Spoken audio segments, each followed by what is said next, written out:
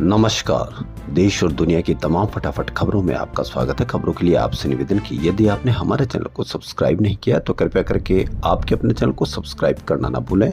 आप सब्सक्राइब करते हैं तो हमें हिम्मत होती है सही और सच्ची खबरें आप तक पहुंचाने की, वरना मीडिया में किस तरह की खबरें आपको दिखाई जा रही है यह आप भली भांति जानते हैं। मीडिया में आपको टैरिफ वॉर से हुए नुकसान के बारे में कोई खबर नहीं है, जबकि वक्फ बिल से शुरू से लेकर अंत तक यानी अभी तक आपको डे बाय डे पल पल की खबर आपके मीडिया पर व्हाट्सएप पर आपको दिखाई जाती है। जबकि आपको डरना किससे चाहिए? टैरिफ वॉर से क्या फर्क पड़ेगा, कितना असर पड़ेगा, इसकी न तो कोई चर्चा है और न ही कोई खोज खबर है। तो क्या है आज की बड़ी खबरें, जो मुख्य खबरें जो आपके लिए है। लोकसभा में नेता प्रतिपक्ष राहुल गांधी ने आज भारत चीन के राजनयिक संबंधों की 75वीं सालगिरह के जश्न को लेकर भी सरकार को घेरा।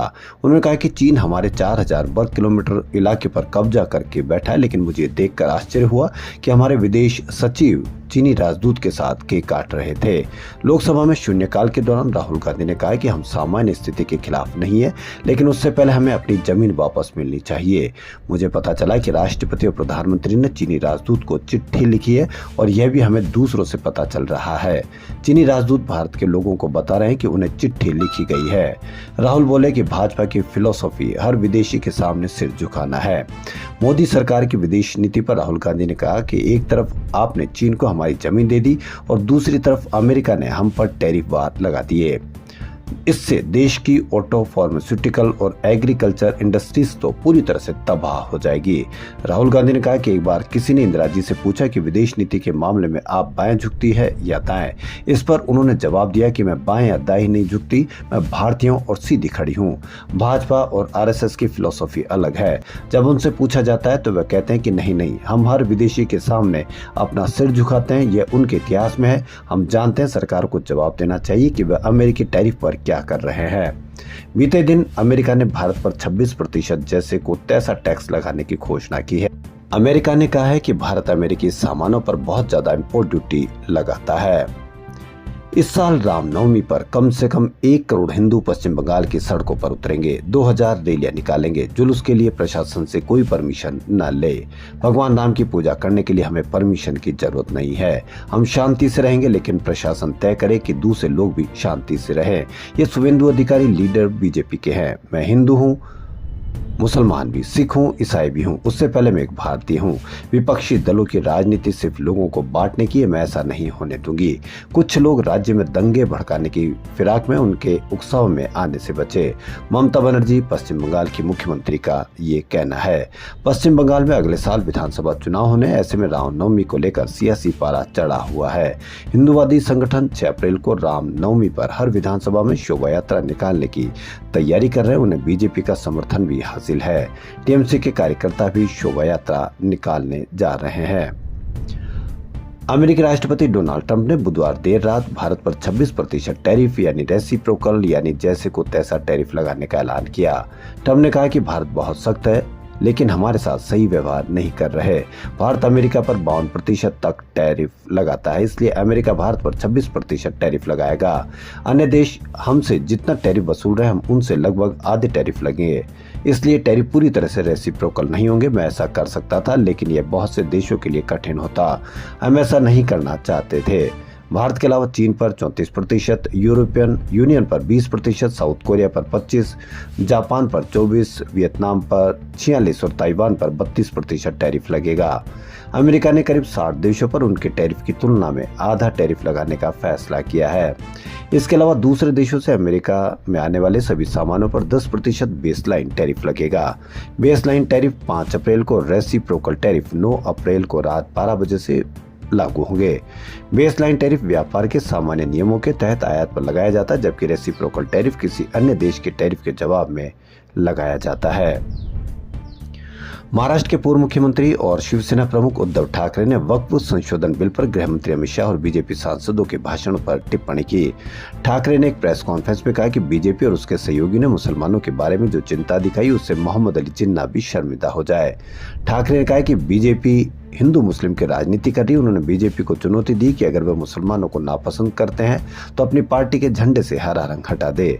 गुरुवार को अल्पसंख्यक कार्य मंत्री किरेन रिजिजू ने वक्फ संशोधन बिल राज्यसभा में पेश किया। बुधवार को 12 घंटे की चर्चा के बाद वक्फ संशोधन बिल पास हो गया।